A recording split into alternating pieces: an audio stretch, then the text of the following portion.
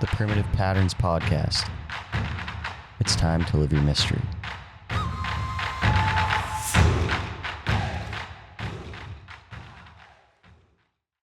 Welcome to episode 6 of the Primitive Patterns Podcast. We're recording this on a Thursday, but the boys just finished up, me and Jake, the Toronto half marathon on Sunday, Luke and Cole, full marathon 42.2. And we talked about it a little bit, about our preparation last week. So this is going to be a little recap episode, kind of see what the boys thought about their performance, what they thought of all of our first time running an actual organized event. And with that being said, boys, how are we? Yeah, doing good, man. Feeling good, feeling recovered already. It was only a half marathon, so I feel like our recovery is going pretty well at this point, but I'm sure Luke and Cole are feeling a little bit different maybe. Definitely more tired this week than normal. Body feels back to normal, but just the overall energy is a little lower than it should be. Yeah, it was crazy. Like kind of similar to when we did that training distance at that 42.2K run. Like I just had insane, like I felt like DOMs. Like I just felt like I ran, like obviously ran a marathon, but it felt like just a crazy lift happened. Yeah. Like, you know, that feeling you get in just the muscles, which was good. I was actually feeling great. And then Monday, cut our grass for the first time. We're in a new house and we have a push mower and it's not self-propelled.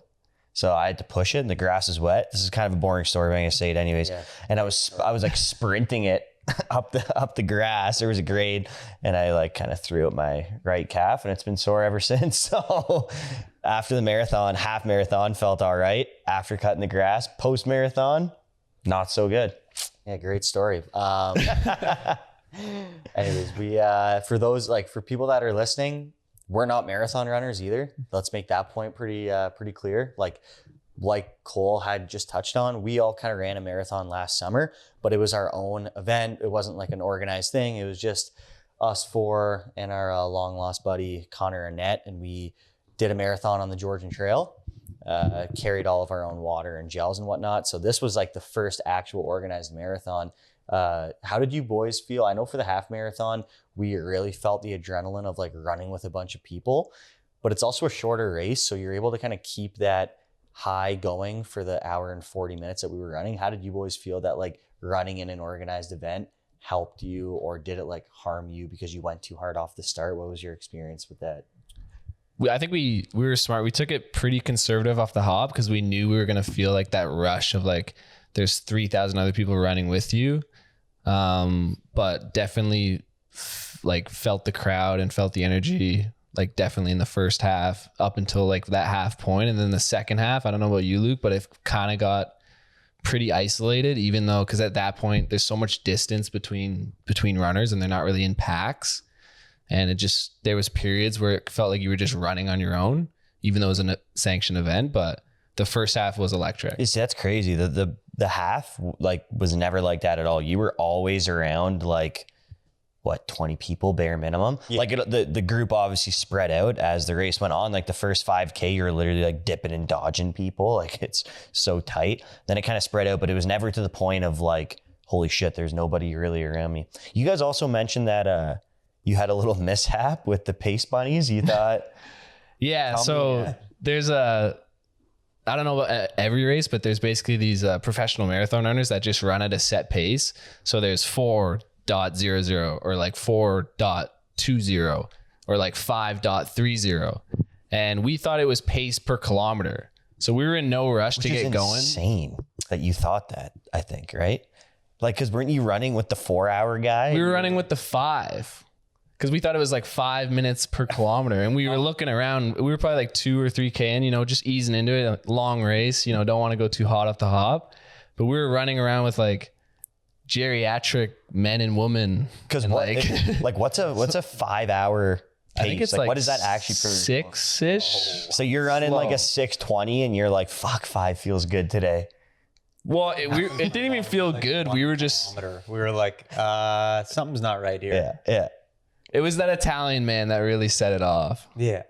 Cause he was like 70 years old and just struggle bussing right off the hop. And we were like, I don't think we're with the right group here for what we're trying to accomplish. Going back to what you said about how it got pretty isolated in the second half, I think we all experience that quite a bit when we're doing long distance like practice events where although this was like the first organized event with like literally thousands of people that we're running with, we've done countless long runs with each other, like 20 plus kilometers. And it's funny how even on those runs, the first 10K, we're shooting the shit, we're talking, we're like, oh, like in a great mood. And then as we get like closer to near the end and people start to struggle, it just goes dead quiet. I even noticed that in the half marathon. The first couple tunnels that we passed through, everybody was like, woo, woo, like echoing in the tunnel. It sounded fucking insane.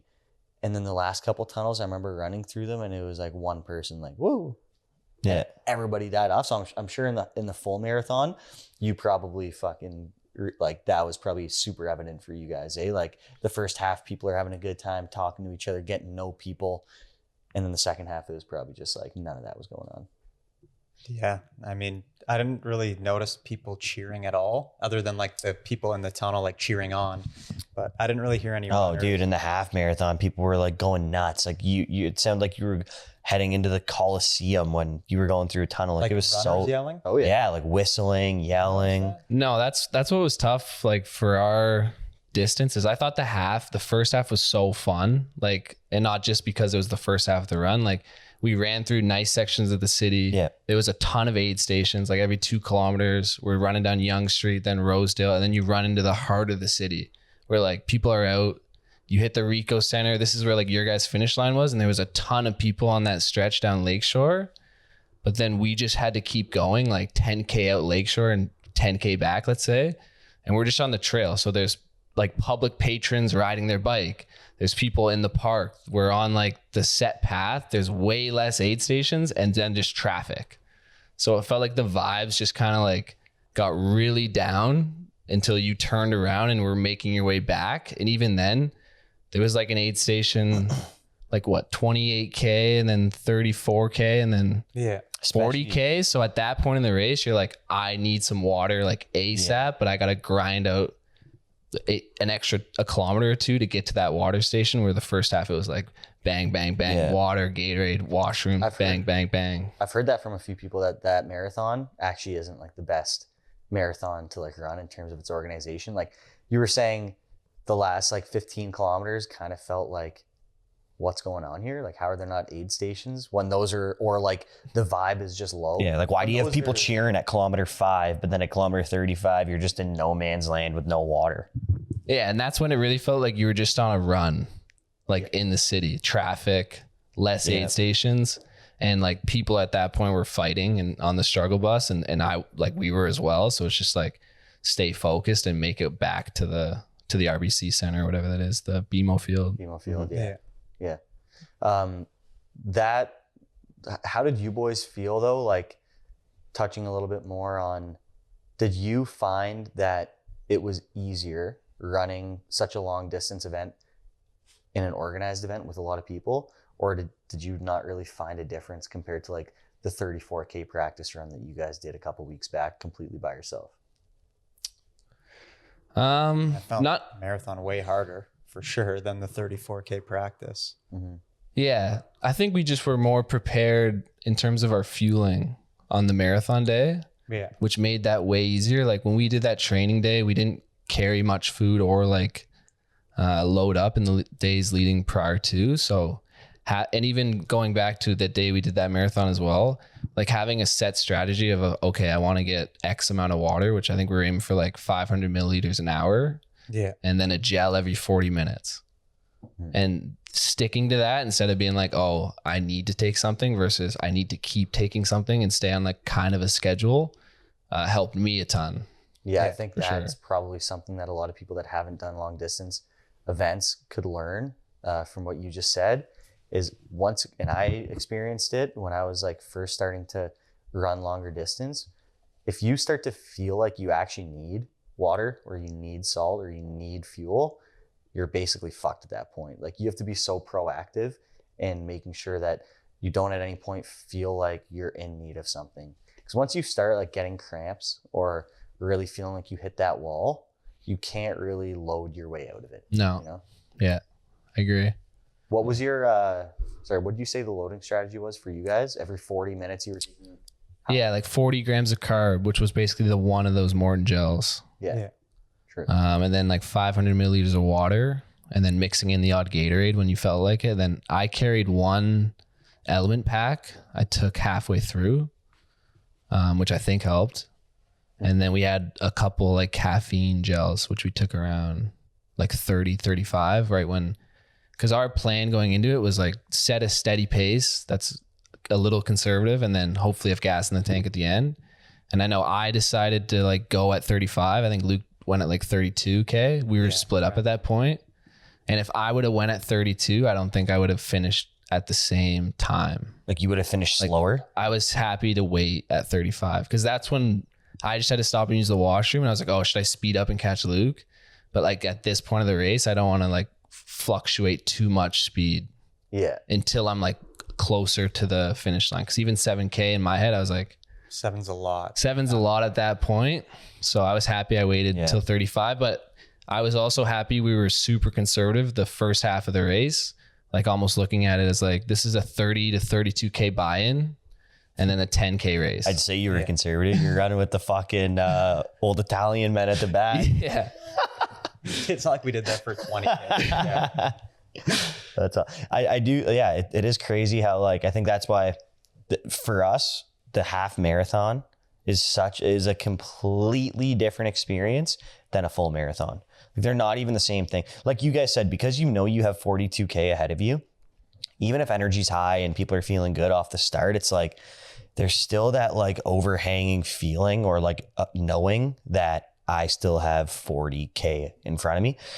Whereas for a half marathon, if you're pretty conditioned to it, like you know you can do it, maybe you've ran a marathon before, you almost let that good energy come in because you know, like at the end of the day, that the struggle is going to be completely different.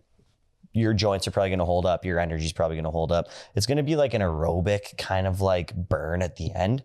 Whereas the struggle at the end of a marathon, like a full marathon, is completely different. So I can see how like, you know, maybe the good vibes off the start wouldn't affect you guys anywhere near as much as it did for us. Cause I know for us, like it was a pretty cool experience throughout the whole thing. Like you said, when people were cheering in the tunnel, you're like, oh, this is dope. My mindset, if I knew I was running a full marathon, probably would have been a little different. And I think that's just relative to everybody. You know, there's probably people that ran the 10K race that,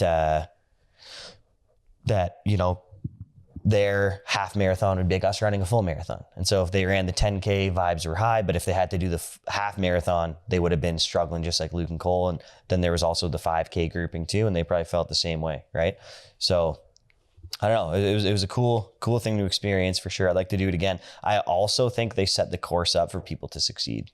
My Strava said that we gained 96 meters. I call bullshit on that. I don't know. To me, it felt downhill for like 90% of that race. Yeah. We kept saying like, holy shit, another big hill going down. Yeah, it was like, really just that one big hill at the start where you had to the incline. Yeah.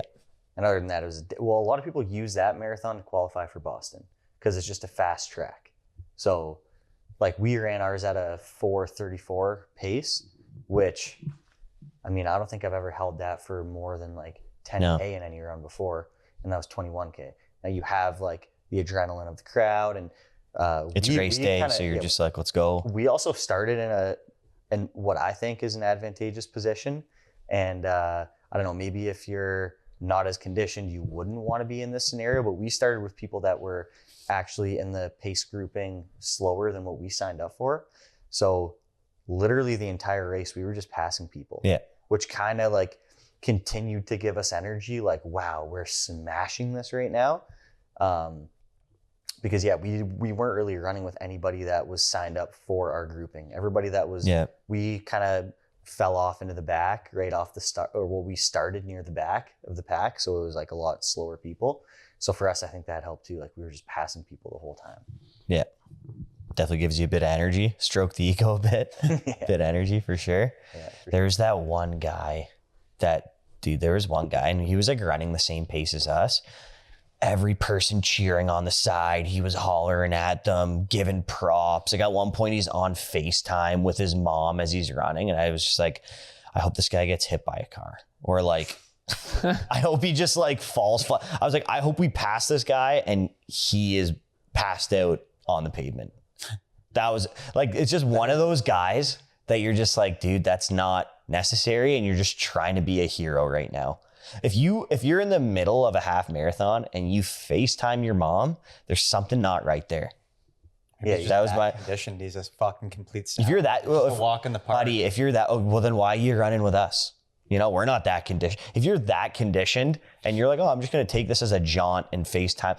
Even if you are taking it as a jaunt, maybe don't FaceTime your mom, especially when there's 30 people around you. And maybe some of those people are like, we weren't, but some people were probably like, if I felt that way about him, imagine Joey that was on an absolute struggle bus at kilometer 15 being like, am I even going to finish this? And this guy whips his phone out and starts FaceTiming his mom. I motivate him. He might be like, all right, if this guy can be doing this, I can finish this thing. I don't know. That's one way to look at it. That's probably the healthier way to look at it than my stance, like, for sure. This guy gets hit by a car. I literally said it out loud during the race. And the guy that was running with us like chuckled. He was like, yeah, I kind of get where you're coming from. That was also a good part of it too. We had some random guy. He was in great shape, probably in his 40s, OPP officer in the city. Right off the start of the race, he's like, hey, what pace you guys running at? I was like, I don't know, maybe try to hold like a 4:45. He's like, oh, I was going to try to hold 5, but I like your pace. I'm going to stick with you. And this guy stuck with us from like kilometer 3 all the way to the end. And there were even times like having that motivator with him, because there were times where like he'd be running behind us and then he'd like jet up like 200 meters and we'd be like, all right, let's step on it a bit here. And then he'd fall back. So that's another cool thing about the event. When you're alone on the Georgian Trail, you're not getting that experience either. And it's cool to have people unexpectedly motivate you along the way. Mm-hmm. Definitely. So what's next for the boys? Luther, I think were you planning something 50K or something like that? I want to just do a 100K run. 100K run. Yeah. Just doubled the K. Yeah. Since the weekend. Yeah. I know. I just like, I think I'm going to be addicted to this kind of thing. 100K run? Like, so is your goal to literally run the whole time? Or no, just get through it. Like, just move through 100K as quickly as you can. Start at like a 7-minute kilometer, see how long I can hold that. If I need to walk for a bit, walk. Just that is the nice thing from doing this. Like, we've only been running for like a year. It started kind of with us wanting to go to the Grand Canyon and do the rim to rim, like run hike. The more and more you do it, just like you always find your spot in that high zone where you're feeling really good, like the best day ever. And then you always find yourself in those low points. Yeah. Over the course of whatever distance you're doing, even if it's sometimes a 10K, but it's midweek and you've, trained 6 people that day and you're just trying to get this in for a training check, or it's like a 42 kilometer race in Toronto. Yeah. So continuing to like train in this space and pick things that you're going to train for and do is just exciting, because you do get to those high and low points in each event. Yeah. And I think it's cool because like it's the only area of my life that I can ever think of where I didn't have someone to lean on. Like, oh, something's going wrong in life. You have your brother, you have your buddy. Oh, you're on a team sport and you're not having a good night. Like, there's someone there beside you. Just there's every area of your life you can always be like, oh, there's always someone I can lean on. But when you get in those like last little few kilometers and it's literally just you with yourself, there's no one to bail you out. And I love that. It's just like, it's a real gut check with yourself of being like, all right, fucking let's see what we got here. Yeah, no, definitely. And like, that's kind of before our half marathon, me and Josh were in the car and I was just being a huge pussy at the time. I was like, oh, this was like literally in the Uber on the way to the start line. I was like, yeah, I'm not trying to like absolutely wreck myself here. Like, we'll start at like a 5-minute pace and just kind of hold that. Like, as long as I am within like 4:55 to 5 minutes, I'm happy. But then as soon as the run got going and we started to like really push ourselves, it's like, yeah, I just had I did have a part of me that wanted to back off and like kind of start going slower, but that's kind of just taking like the cheap way out. And ended up just pushing all the way through it. But it's definitely a complete battle in your own head. Like, from start to finish, your mindset from the beginning of the race to the middle part of the race to the end is going to be so different. And you're going to have to battle through different challenges in your own head. And that is definitely another thing I love about this long distance stuff, is that it can actually take you to different places in the world to do cool shit. Oh yeah. If you're just like a gym rat, like, okay, cool. You could go to California and go to Gold's Gym for an hour, but like, that's not that cool, you know? Whereas like we did the Grand Canyon, you could do some great runs in Utah. Tokyo Marathon. You're saying that. Met a lad that did that, and that sounded pretty sick. So Crazy ones in Hawaii too. Like just gives you a good excuse to be like, oh, let's go there, we'll run this, and then tour around for a bit. Yeah. And it's actually a battle. You know, like if you're doing like a heavy deadlift day, like cool, whatever. It's not that hard to get through, you know? Maybe if you're Olympic lifting and you're throwing heavy weight over your head, that's a little sketchy, but it's not actually hard to get through those things. There's levels to it though. Like if you're there a are levels side to it. barbell guy, I'm sure some of your sessions are like, oh my God, Of course. if I have another set. Yeah. But I think the barrier to entry to getting to the point of like struggling and battling with your own mental dialogue is a lot lower for anybody across the board than, you know, if somebody goes into the gym and starts deadlifting, like they're not Buddy from West Side Barbell, or they're not an elite bodybuilder. So and it's a longer duration. Like you get through a long roller coaster of emotion when you're doing something for like 4 to 8 hours. For sure. Like that canyon hike. Think of all the ups and downs we went through physically, mentally, just in that one day. Yeah. Like There's leading up something to about it.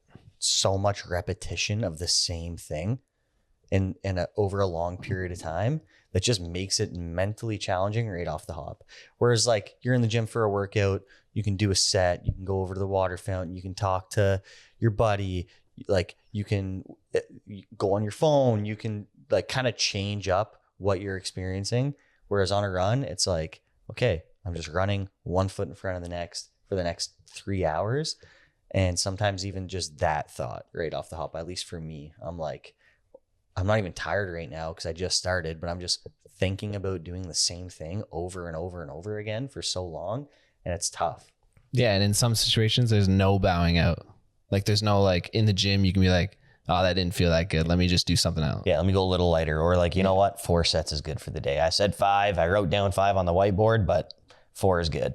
Yeah. Whereas like if you're 15 kilometers out and you have to run back 15K to your car, it's like, well, you're either running it or you're walking it. So you're getting there either way. There's no bowing out. I guess you could always Uber, but another good local event. Can't take an Uber in the Grand Canyon though, buddy. That's true. That event I did last year, it's like 21K, but it's up the escarpment up and down the escarpment 4 times over 21K. Yeah. And that was one of the harder things. Like I wasn't trained for it at all. I just kind of decided to do it on a whim, but it was tough because you don't get in that state of jogging where it's like a steady flow. Yeah. Because at some point you're hiking up Cascade and then you're downhill, like running at like a low 4. And then you're back going up the grind. And it's not like, it's not a steady pace. So that's a good event. I think it's in July, but I'm thinking of maybe doing that one again because it was challenging. It's like a run hike. Boys should definitely strap into that one. Good training for the canyon again. Fuck yeah. Good challenge. Completely down to do that. Yeah. Well, that'll wrap it up. Final note, I would say the boys are loving the long distance events and we're going to keep it hot. So that's right. Yeah. Good event, boys. Luke and Colesy smash the full. Me and Josh are smash the half. We'll keep you guys upward and onward. Keep you posted on what's to come. The Primitive Patterns Podcast. It's time to live your mystery.